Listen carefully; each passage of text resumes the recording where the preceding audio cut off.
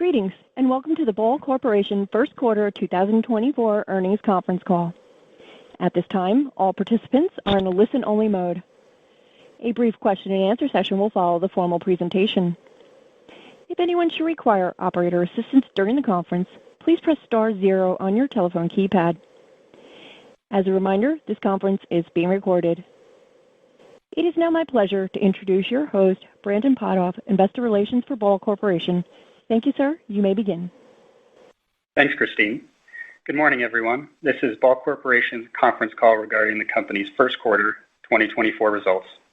The information provided during this call will contain forward-looking statements.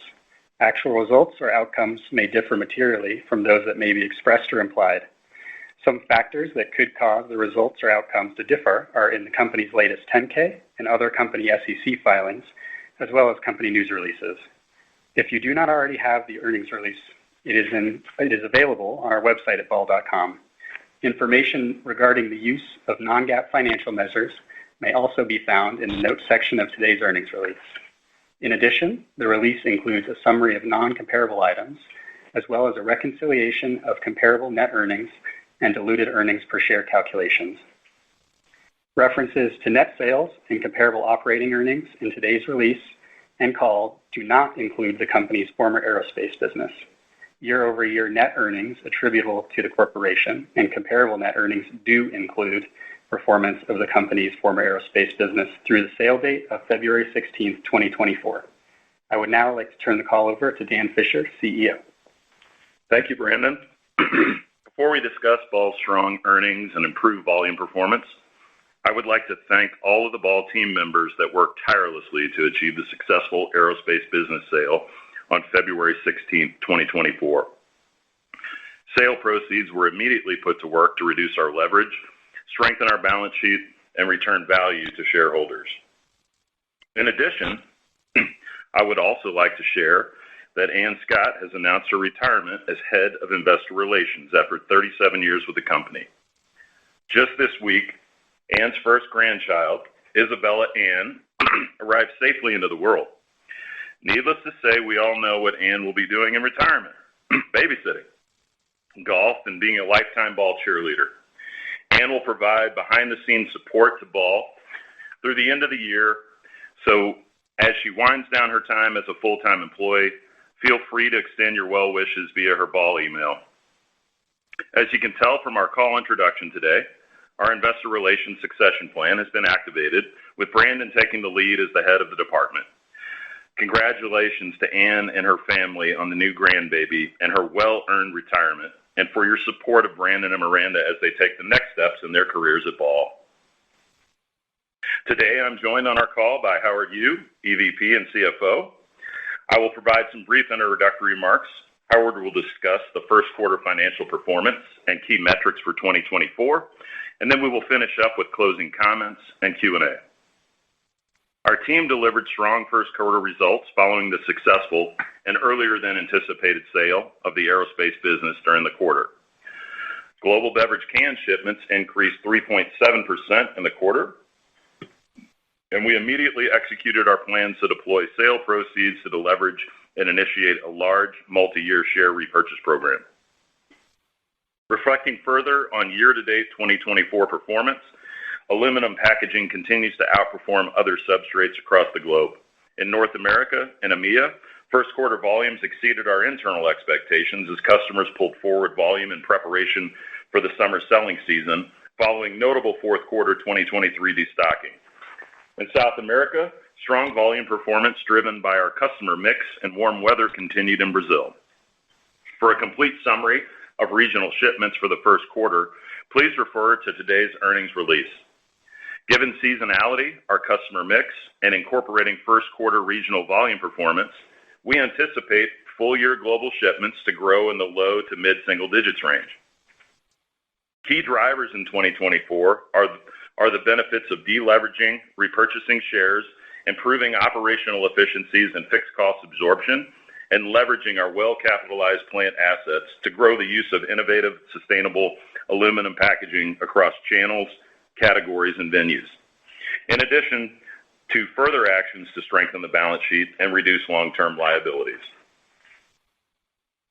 Based on our current demand trends and the previously mentioned drivers, we are positioned to grow comparable diluted EPS mid-single digits plus, off 2023 reported comparable EPS of $2.90 per share, generate strong free cash flow, strengthen our balance sheet, and return of value in the range of $1.5 billion to shareholders via share repurchases and dividends in 2024. We look forward to showcasing our team and unveiling our future operating model and long-term growth plans at our biennial Investor Day, scheduled for June 18th in New York City at the New York Stock Exchange. With that, I'll turn it over to Howard. Thank you, Dan. Turning to our results. First quarter 2024 comparable diluted earnings per share was 68 cents versus 69 cents in the first quarter of 2023. First quarter sales decreased slightly due to the pass-through of lower aluminum prices and lower volumes in North America, offset by the pass-through of inflationary costs and increased volumes in South America.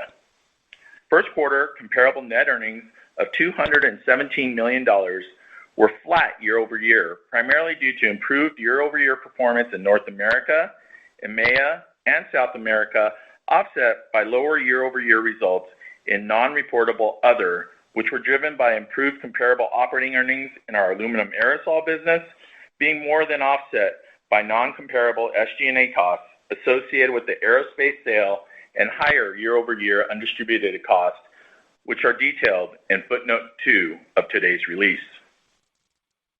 In North America, segment earnings exceeded our expectations and offset notable year-over-year headwinds associated with the U.S. beer brand disruption and the favorable benefits of the virtual power purchase agreement termination. The earlier than anticipated closure of Kent plant, which permanently ceased production during the first quarter, also aided results and supply-demand balance across our system.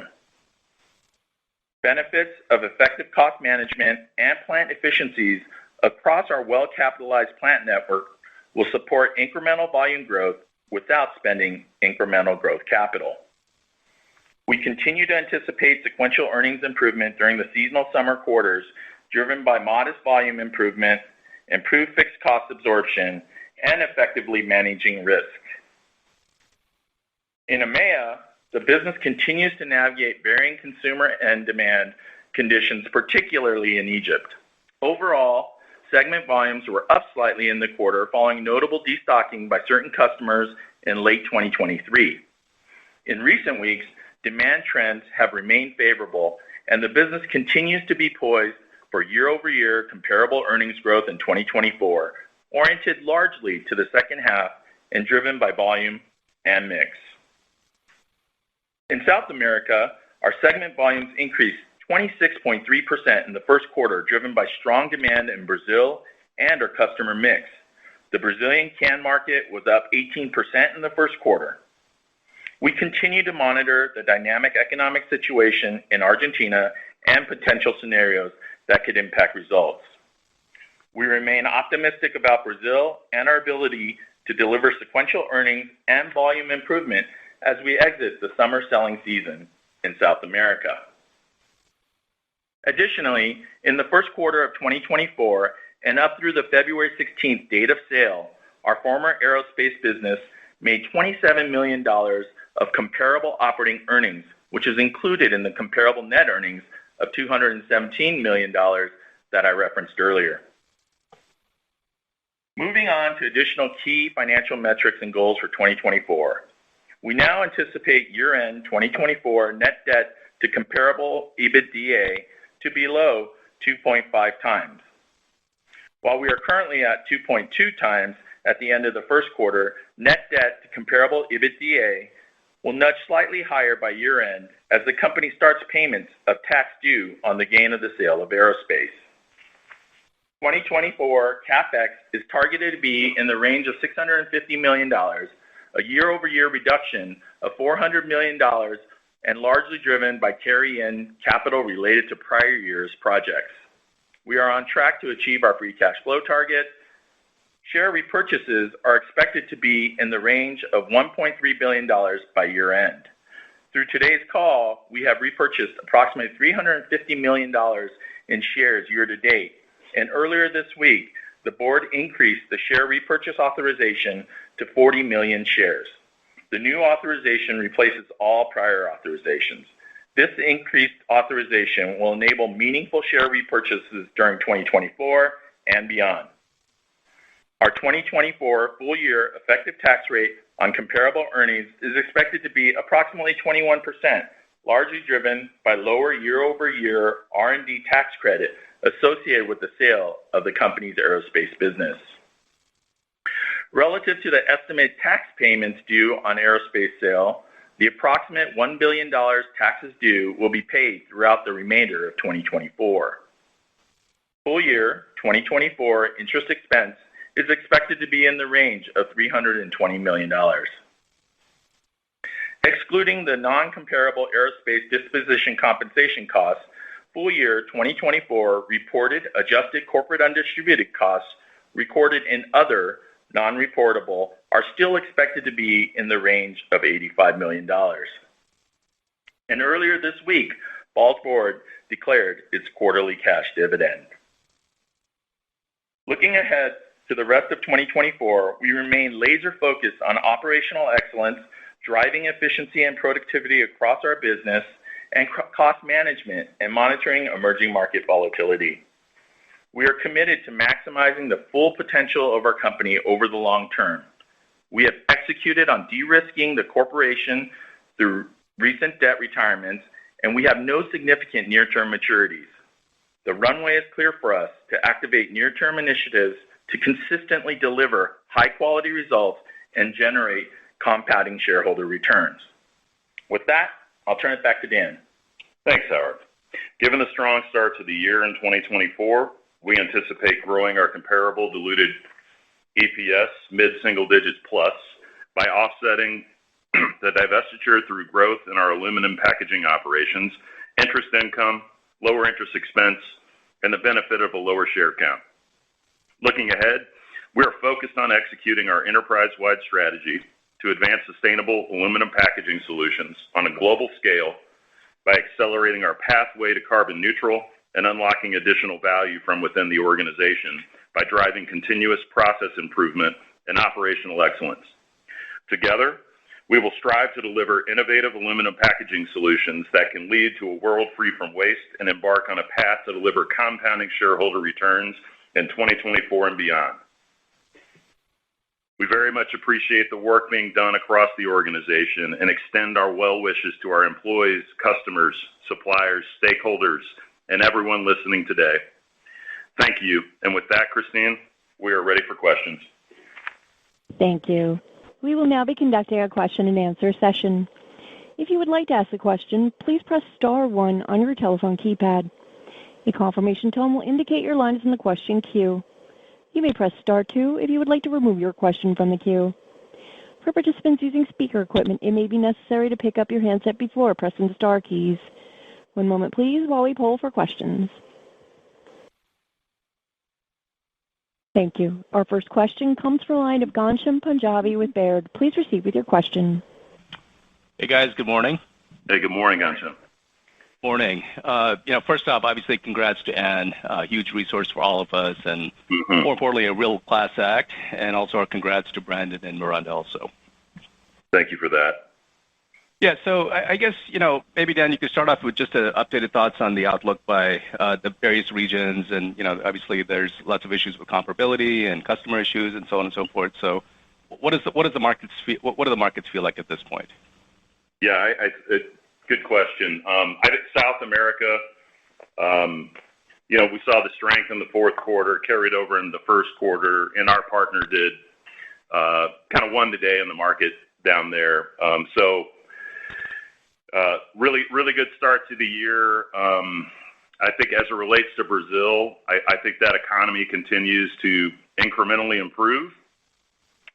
We took a little bit of the refill glass back, that we've talked about. We lost over 18 months in sort of that higher inflationary environment. So that's positive. So that's inflecting in the right direction.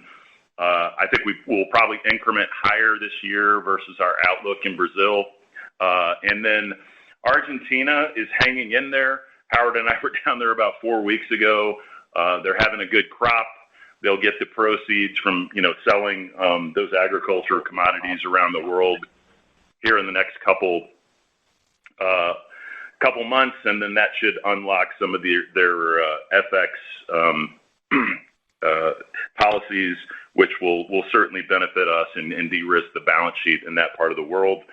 So we're seeing growth. We're seeing slightly ahead in South America writ large. I think the only country that's probably flattish to a little negative versus our going in assumptions was Chile, but it's really negligible in the grand scheme. As you know, it's really all about Brazil, and that's in a really good spot.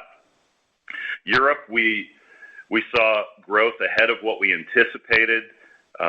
A couple things are working in a favorable manner versus where we entered the year in terms of our assumptions. Number one, there was more destocking, I think, in Q4 across pan-Europe. And so I think some inventory levels got to a better position and look a lot closer to where they were heading into or prior to COVID.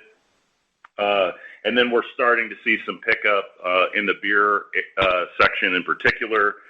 So folks are going for volume a bit more than even we anticipated heading into the year in Europe. So that outlook looks great. And then the watch out, of course, is going to be what happens in the Middle East and how that influences energy prices and the end consumer. But all the underlying parameters are slightly ahead of what we assumed heading into the year. So we're encouraged. Let's see how we get on in peak season. And then Q1, I think, is the most challenging to architect and explain because of the year-over-year comparability. But the pull forward from Q2 into Q1 for us had a lot to do with one major brewer that was dealing with labor negotiations. And so we had to build some safety stock to potentially navigate some challenges there. So think in the area of $15 to $20 million was pulled in from Q2 into Q1 versus our original assumptions. The balance of it, though, Ghansham, is you're really starting to see all of the structural changes and effects that we've made over the last 18 months. So we've right-sized operations, but more importantly, we've taken the higher cost facilities out. And so as you get volume running against a more productive and efficient portfolio, you're starting to see those benefits. So the timing impact, probably about $15, $20 million out of two into one, overwhelmingly for one customer. And so for us, our shipments are reflected at a slightly higher rate than the underlying scanner data. And then within our portfolio, some of our customers won in their areas, CSD in particular. Beer is soft, writ large, versus I think what we even expected heading in to the year. So mix is going to play a pivotal role, I think, within the industry and player by player. And right now, we're encouraged by the mix that we have. So it's still going to boil down to Q2 and Q3. Our customers are still going to go for volume and peak season.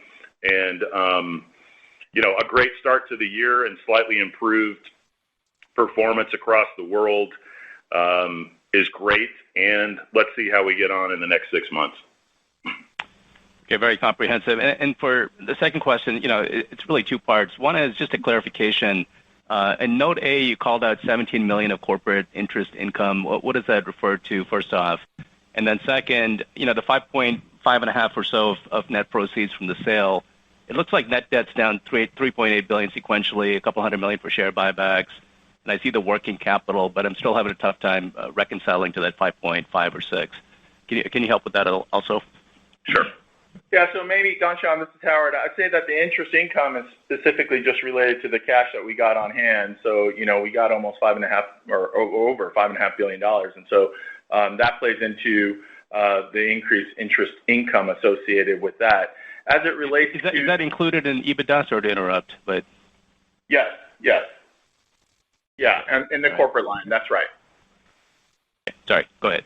Yeah, and then as it relates to debt, we anticipate that we would have paid down about $2.8 billion. Remember, the initial thoughts that we had in the quarter was that aerospace was going to close sometime after March 15th, and so there was a European, euro-denominated debt that came due in middle of March, and so we paid that down. So you couple that with the $2 billion that we referenced earlier around proceeds and where that would go, and so that's why you see the 2.8 debt retirement, as well as knocking out some of the short-term debt and revolver and things like that we had. Clearly, with the cash on hand, we were going to go ahead and neutralize some of that interest expense as well.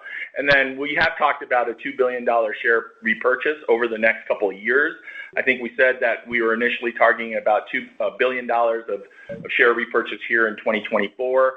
Given the timing of the sale, we're a little bit ahead of that. And so now what we said is that we're going to target about $1.3 billion worth of share buyback here in 2024, consistent with the authorization that was approved by the board earlier this week as well, and the 40 million shares to be repurchased. And so, and then everything else consistently, the CapEx, we anticipate that that's going to be about $650 million in the year, consistent with what we said. I think our interest expense at around $320 million is probably about $10 million better than we had originally indicated, and you're seeing that flow in as it relates to early timing as well.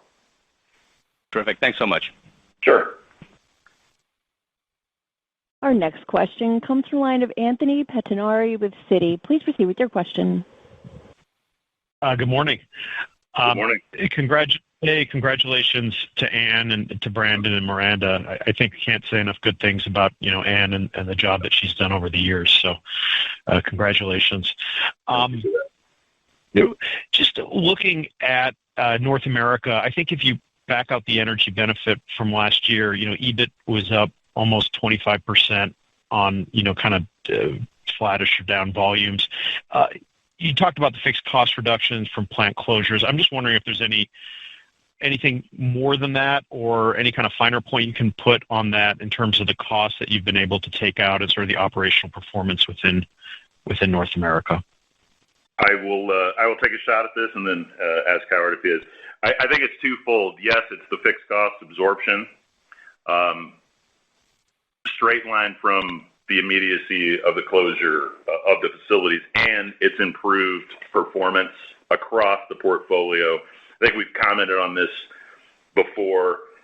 Probably versus 5 years ago, we've lost a couple points, potentially 3 points of efficiency across our portfolio of assets in North America, and now we're gaining on that.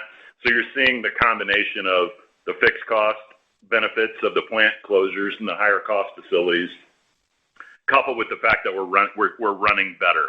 There's a lot of folks that are now 2-3 years in role in a number of these plants, and they're performing better. So I think it's the combination of those two things. But one-offs, no. There's always a few that are positive, and there's always a few that are negative. So I think it's really the underlying performance of the facilities in the region. They're doing a really nice job. Got it. And then in South America, you had a great result with volumes up, I think 26%, but EBIT up 10%. Can you talk about any kind of price cost dynamics in South America, or the lag in the EBIT growth kind of lagging a bit? Is that Argentina related, or just help us reconcile that? Yeah, sure, Anthony. Let me go ahead and take a shot at that one there.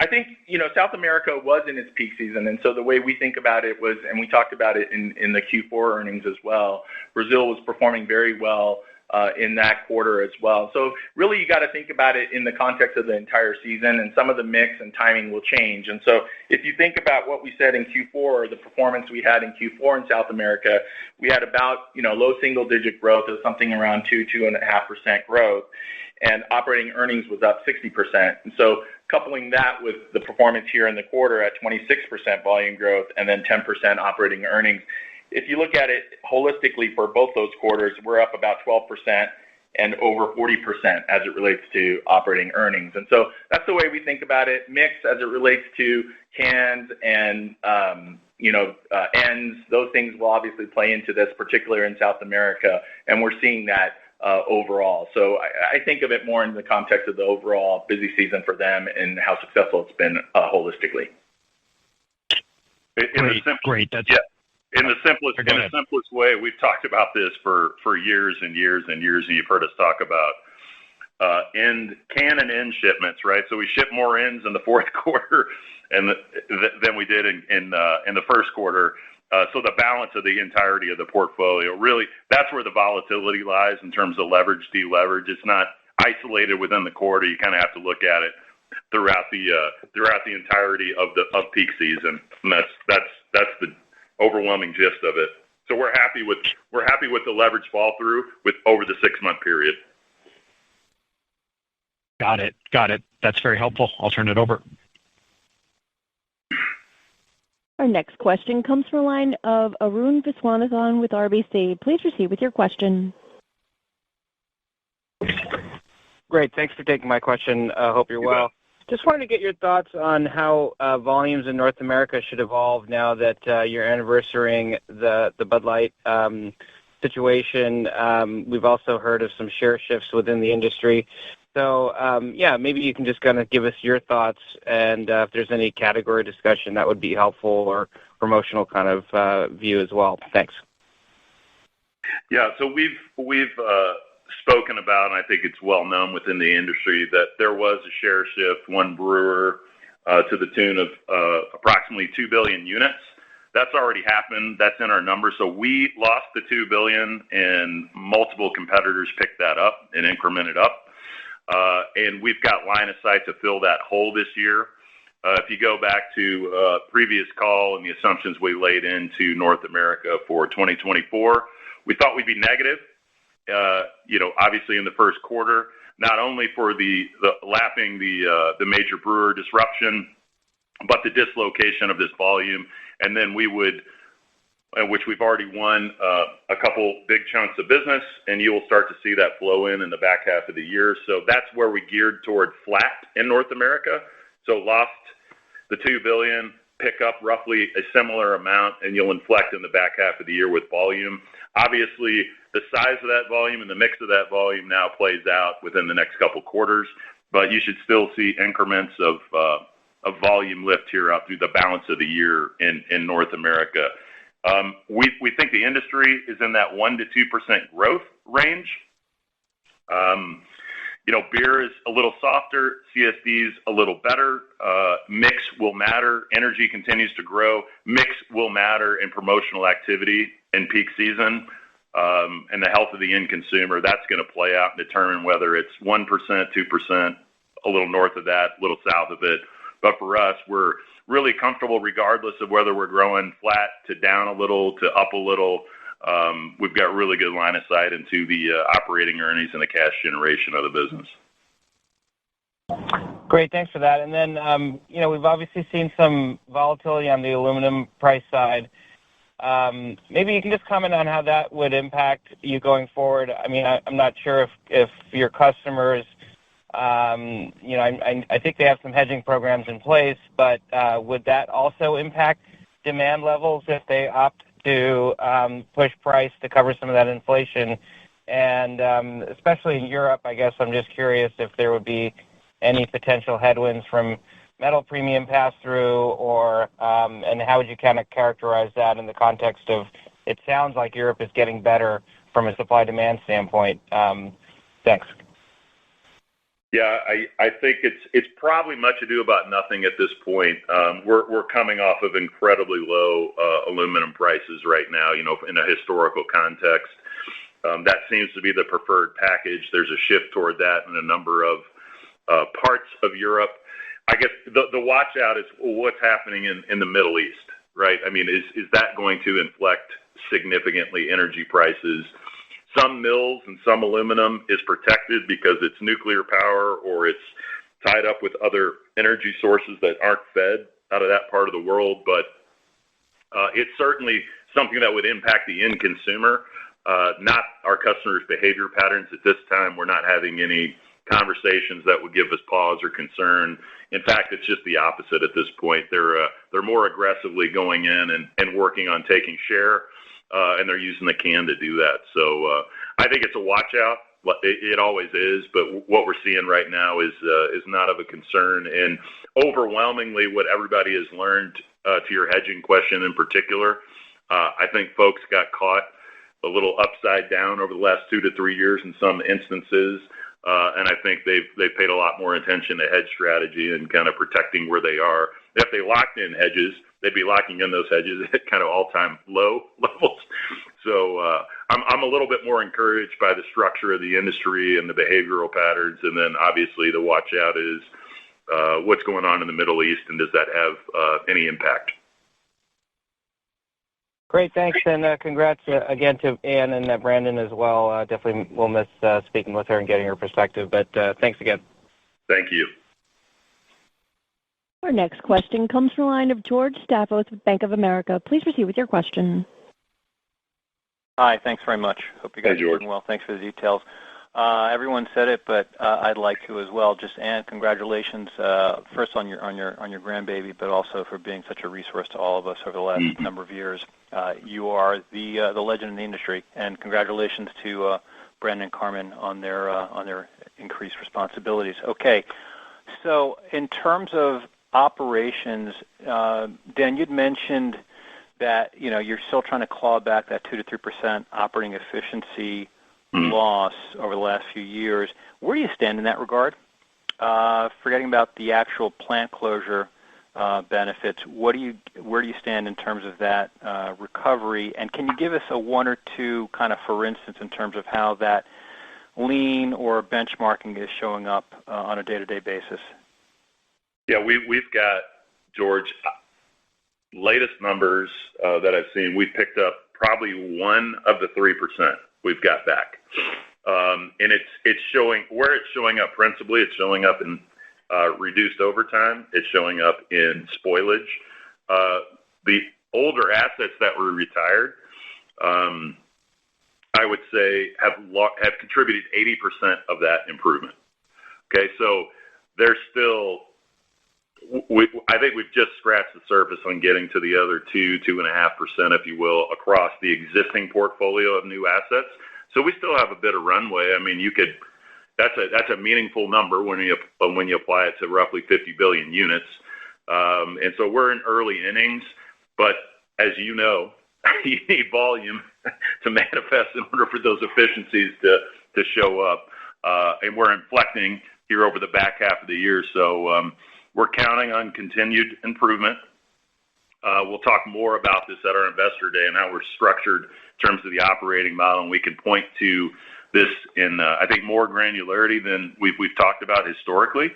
But I would say roughly, we've shuttered the facilities to pick up 1 of the 3%, and now we've got to work on the remaining assets that are in place to continue to grow into that too. And we're early innings on getting it, but it is showing up incrementally. Okay. I mean, I guess we'll talk about it in June, but, a pushback could be, okay, well, you got 1 point because you shut a facility, and then the remaining 2 or 3 is going to be tougher to get at because it's got to come from ongoing. So if you have any comment on that, that would be great. If not, we can save it to June. Yeah, I would say no, that's not true. It's going to be easier because this is roughly 1,200 new employees that are 3 years of service in, and they're learning how to make cans.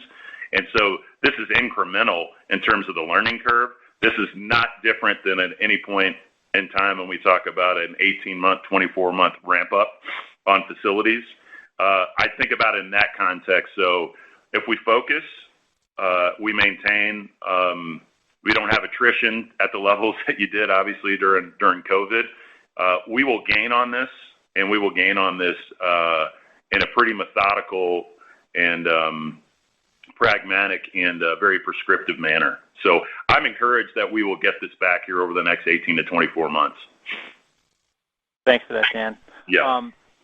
Next question, so in Brazil, and sort of piggybacking on what Anthony had teed up, was there any sort of operating issues in terms of the lack of profit leverage versus the volume leverage. Again, I know you said we should look at it holistically. Did you lose any share to your knowledge with any customers, recognizing in a quarter where you're growing 18% or whatever the number might have been, depending on the customer or the market? The answer is probably no. But any operating issues that we should take away, any customer loss issues, or things were very much as you expected in the quarter in South America and in Brazil? Yeah, thanks. So Brazil grew at 18%. We grew at 26%. So no, we didn't lose anything. In fact, you could say we incremented share positions. If this is 100%, George, just to be clear, it is end sales that were heavier mix in the fourth quarter versus the first quarter. And so that's what it is. So we shouldn't have been up 60% earnings on 2% growth in the fourth quarter. So if you kind of mix that end issue, which we've talked about forever and a day, it's just lumpy, and it's incredibly profitable because of the tax jurisdictions down there. So like that's it. Yeah, nothing fundamental. It's not Argentina. It's not anything that it's no pricing mechanisms and contracts. All of that's really stable. It's just fundamentally the end float between 4 and 1. Understood. Yeah. My last two ones quick. Number one, just piggybacking again on the aluminum question, recognizing it's a watch out, but not something you're terribly concerned about. I know over the last couple of years, 3 years, you've probably been working on supply chain. Clearly, with a lot of this inventory now showing up, or a lot of this aluminum showing up in inventory and warehouses that might not be able to be used because of the sanctions, what are the risks and how are you planning against it, that if there is some sort of mill disruption somewhere around the world, that we don't see some spike, some tightening in an aluminum, therefore can sheet? What are your thoughts there, and how are you planning against that? And then last, can you just give us a little bit more color on the payout that was related to the aerospace sales? Again, congratulations. It was obviously a favorable valuation, but kind of what went into that number? Thanks, guys, and good luck in the quarter, and congratulations on 1Q. Thank you very much. So we've learned a lot. This may be a little long-winded answer in terms of our price costs and managing the risks, managing tariffs, managing sanctions as it relates to your inventory supply. We've gotten a lot better at this since the tariffs were put in place in 2016. We've got 21 different metal programs. So metal that would be of concern on sanctions, we're really not shipping it to countries where that's even in conversation. So we'll be going to places that it can be used, where there's trade relations with those countries that may have some concerning trade routes or unintended consequences for exactly what you described. So we're managing those. We've de-risked that over the last handful of years, and we've gotten pretty good at that, understanding what's going on relative to those conversations and how we get out ahead of it.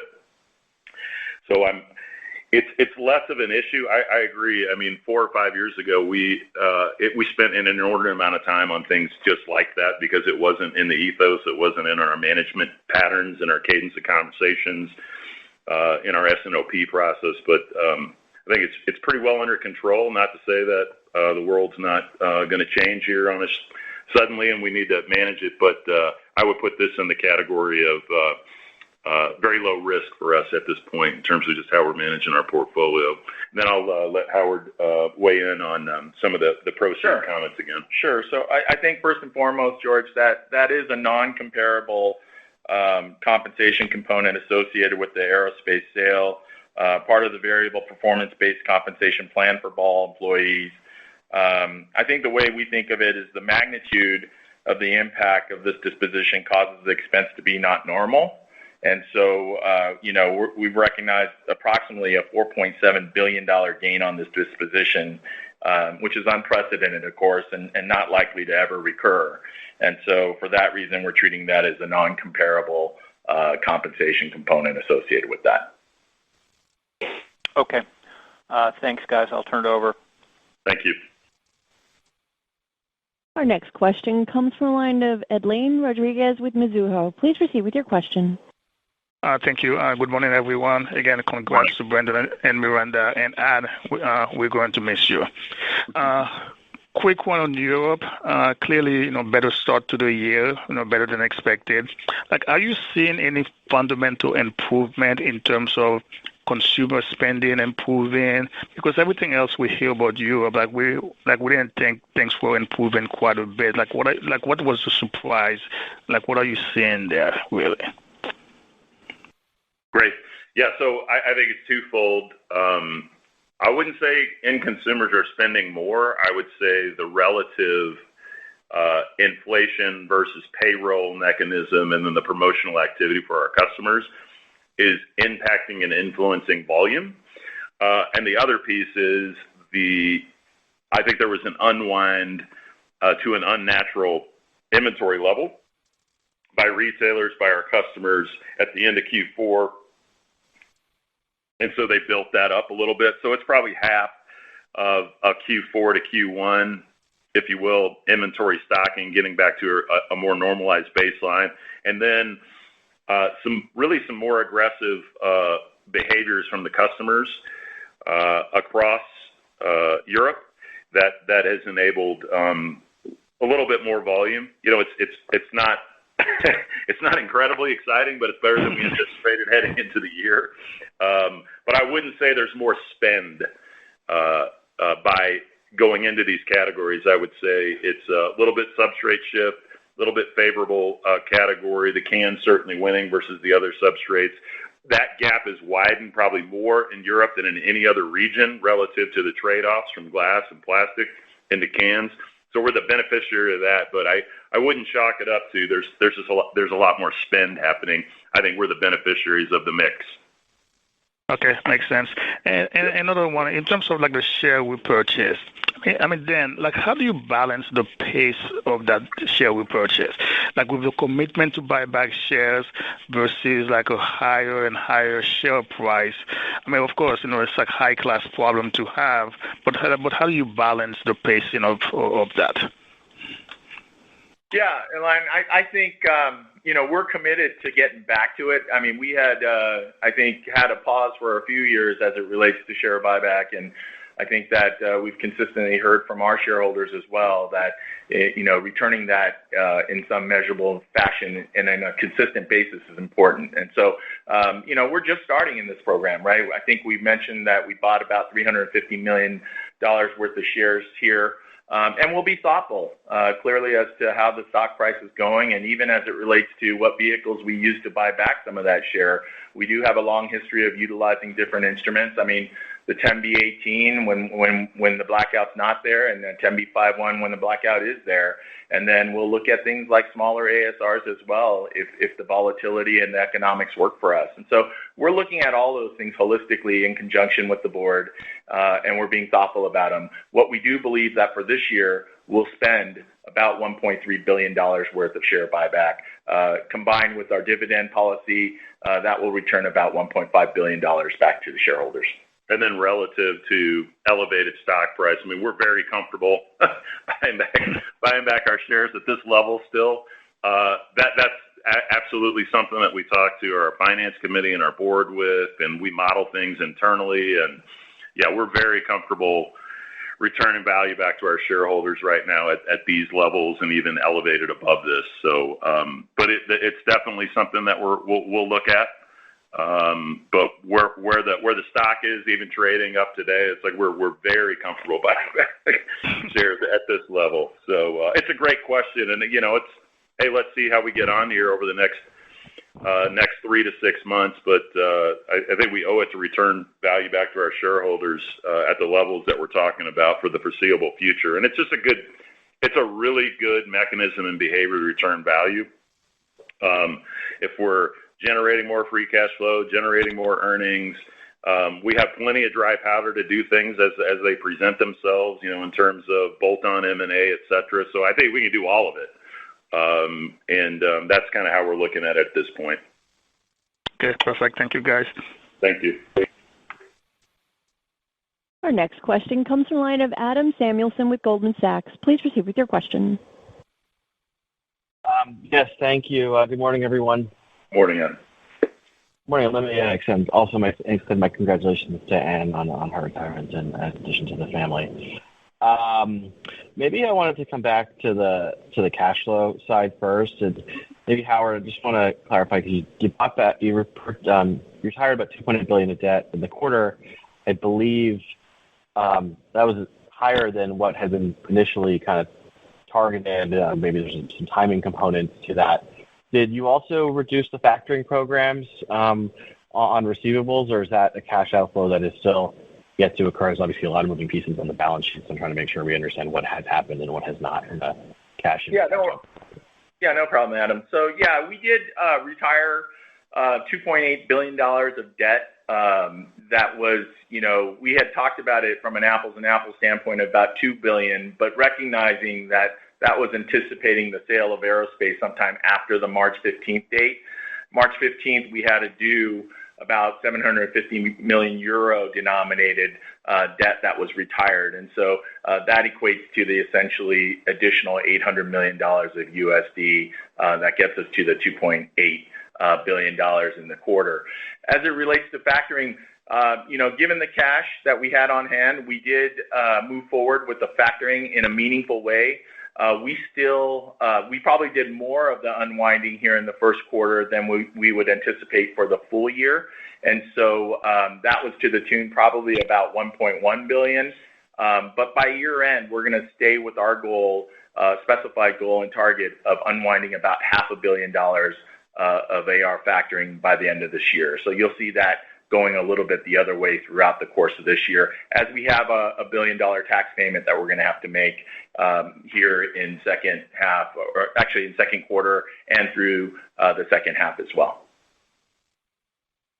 Okay, that's very helpful. And if I could maybe just follow up as we maybe take a step back, because there's a lot of moving pieces within comparable EPS growth off the 290 last year that obviously had aerospace earnings in it.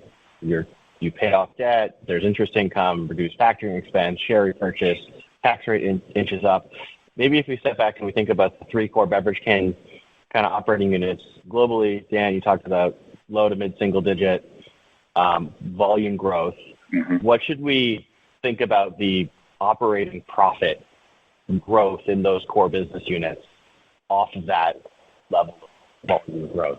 Obviously, the first quarter, especially North America, had some favorability, but help us think about what that core operating leverage can look like with that kind of volume growth this year.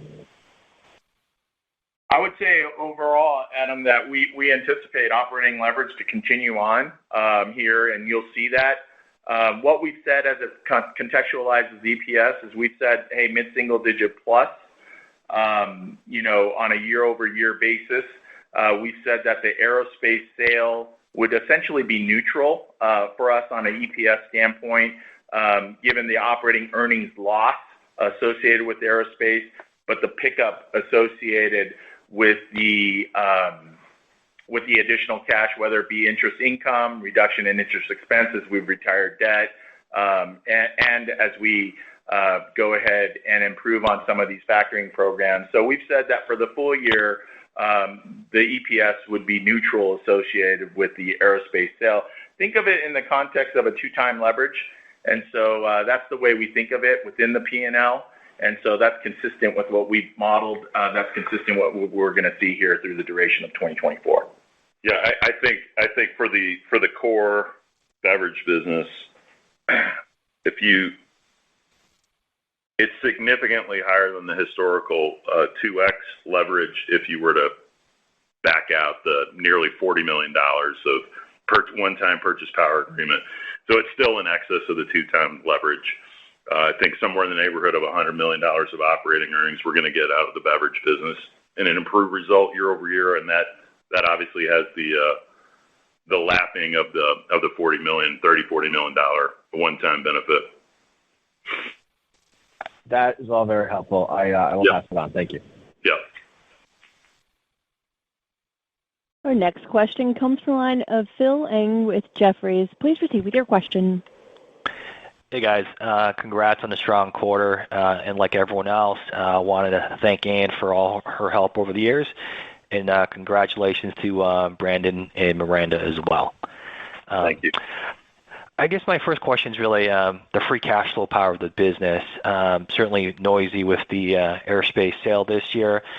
It can be helpful, Howard, perhaps, to give us a little more perspective on how to think about CapEx as we look out to 2025 and beyond, maybe 2026. It's been a big growth CapEx cycle.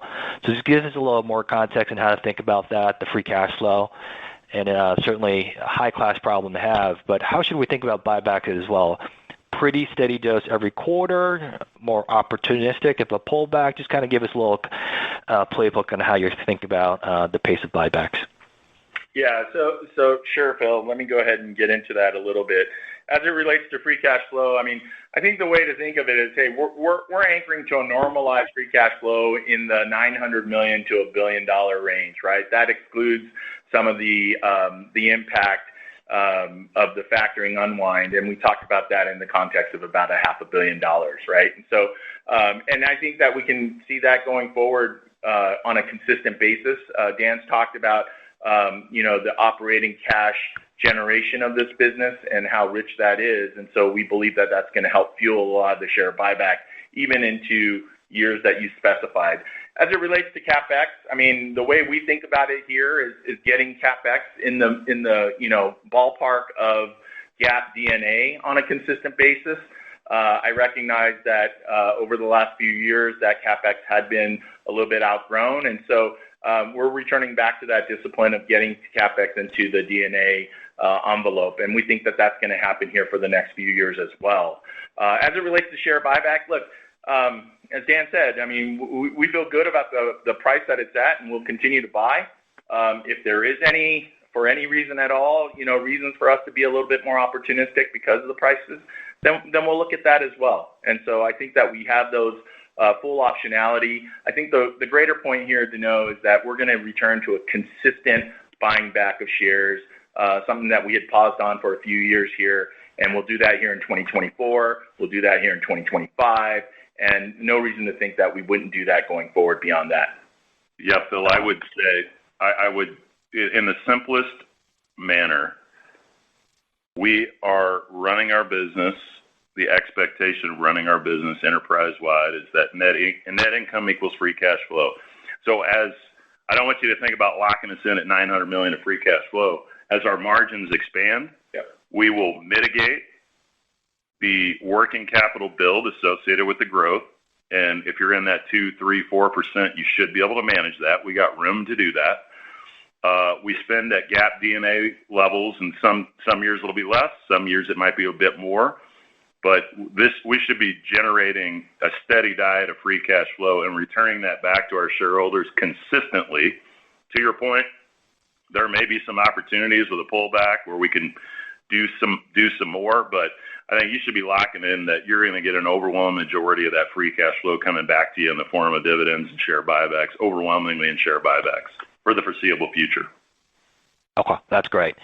Yep. And Dan, you gave a little more perspective on Europe. It sounds like, still kind of a choppy environment, but good to see some restocking. How are your customers gearing up for the busy summer months? Certainly there's some big sporting events like the Olympics and the Euros and stuff of that nature. Are they gearing up for that? And then I think on your prepared remarks, you made some comment about perhaps Europe recovery would be more back half weighted. Give us a little more perspective of why perhaps the back half is a little better than the front half.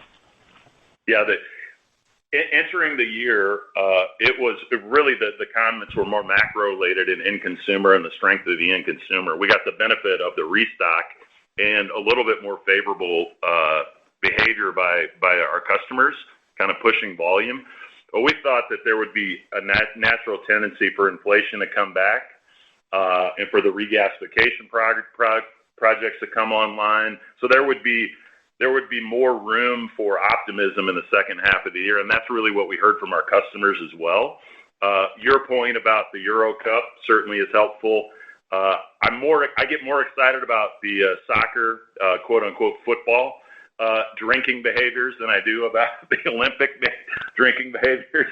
So that generally moves the needle a lot more than the Olympics, if you will. So that will be helpful, and we've certainly heard that from especially our larger beer customers and elements of Western Europe. It's really macro related, and I think a lot of those things are still playing out in a more favorable manner, with the watch out being what happens, in the Middle East as it relates to energy prices and how does that impact the end consumer. But we're encouraged. Nothing contractual is coming online. It's incredibly stable. This is just, and we're starting to see increments of better pricing behaviors, a little stronger in consumer.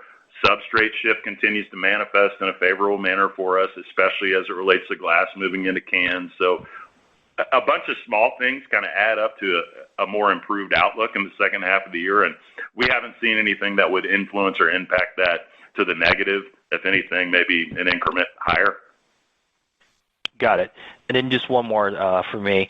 On North America, if I heard you correctly, you had some pulled forward earnings from 2Q to 1Q. Do you still expect North American earnings to be up year-over-year in 2Q? And then give us a little update. I think there's been some movement in North America as well with the shelf space reset on the beer side.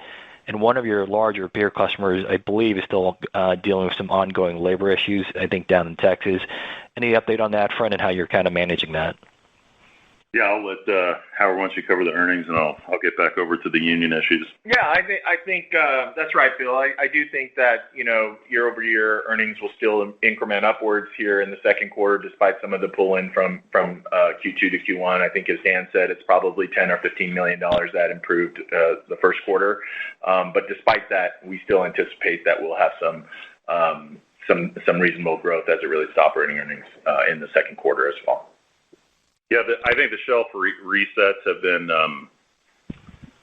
communicated really well. There's been a couple folks that have won disproportionately, and we anticipated that in our numbers, so nothing's moved up, down, or sideways. I would say even with the shelf reset, I think the beer category is just down.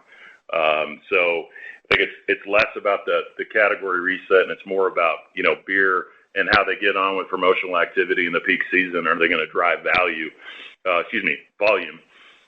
And then, we're connected with our plant in Texas with that particular brewer. They're doing a really nice job of managing it right now, but it's still ongoing. It hasn't been resolved, but we're certainly working with our partner to make sure that we're running what we can, and it's been being effectively managed. And I think this is a bit of the way of the world right now as it relates to some of the strength of the unions, broadly speaking, and kind of the manufacturing base. So we had to also work with another major brewer in the quarter to work toward mitigating any supply chain shifts. And so I think we're all coming to a realization that this is probably par for the course moving forward, and everybody's getting aligned to have more thoughtful conversations in and around when these contracts come up across the industry, and making sure that collectively throughout the system we can manage them.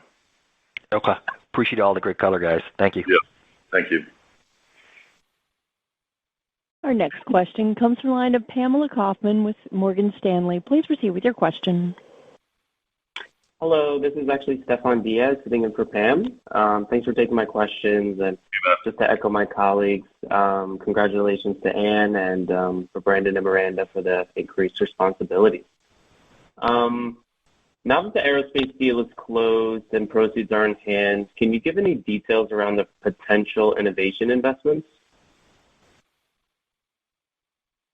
Yeah, it's a good question. So we're always, I guess we have an underlying thought process that we're always investing. There's a combination of R&D that transitions hopefully into commercial innovation projects. And I think you'll hear this from just about everyone, that the opportunity set for us is different by region, but innovation as it relates to getting a constructive package and vehicle that can really attack, if you will, plastic. And the big linchpin there is going to be resealability. And I think there's a lot in that area that's being worked on, and it's being worked on by everyone in the industry and all of our customers. So those will be the big unlocks. And then there's some pretty interesting stuff that's going to be coming out as it relates to new products. And it's also these are also applications that, benefit substrate shift. I think that's the real focus of innovation, more so than a unique graphic depiction, et cetera. It's like, can you have a package that is easily transferable into whatever the benefits of the other substrate are, and can you offset those? And then you've got, a far more circular and a better, I think, sustainable package that gets to supplant that. And so that's where that focus is. And then in terms of new products, there's a lot that's happening in the CSD space. There's a lot happening, better health, lower calorie, lower sugar. That's all real. And then very creative outlooks as it relates to alcohol categories, new alcohol categories, and then substrate application for us. That's where the innovation is. But I would say nothing that would be incrementally different in terms of our spend behavior, just because we have a stronger balance sheet. These are things that we're working on with our partners. And as it makes sense and as it can be commercialized at scale, we're generally the right person, right company to do that. And so that's how we're looking at innovation right now. Great. Thanks, Dan. And then I believe your initial volume guide was for low single digits globally, and now you expect low single digits to mid single digits. Is the raise at the top end based on strong 1Q, or do you expect better demand throughout the year now? And maybe what do you need to see to hit the top end of that guide? Yeah, peak season dependent. Just to be abundantly transparent, I mean, if I'm talking about 2.4% growth versus 3.3, I think the 3.3 starts to look like mid-range versus so I would say got out ahead of the gate. We had favorable mix in South America. We're a little ahead in Europe. Scanner data is a little behind in North America. So the balance of that seems like net, that's a little favorable. Until we get through peak season on 70% of our business, I think I've ranged it appropriately. And regardless of whether it's low single digits or mid single digits, you're going to see cash flow generation, EPS mid single digit plus, share buyback to the tune of nearly $1.3 billion. So we're really confident in the underlying performance and behavior of the business. Let's see how peak season gets on. Great. Thank you so much. And maybe if I could sneak one more quick one in here. Can you just go through how April trends are benchmarking versus your expectations? And then I'll turn it over. Thank you. Yeah, April's largely in line. A little softer than March, but in line with our expectation. And as you know, Easter fell a week different last year than it did this year, and so that plays into it a bit. So it's, I think it's there or thereabouts, and it really, a couple weeks before Memorial Day is when things really start to pick up. So it's really the back half of the second quarter where it's most meaningful. Christine, that'll be the last question. I think we're a couple minutes over.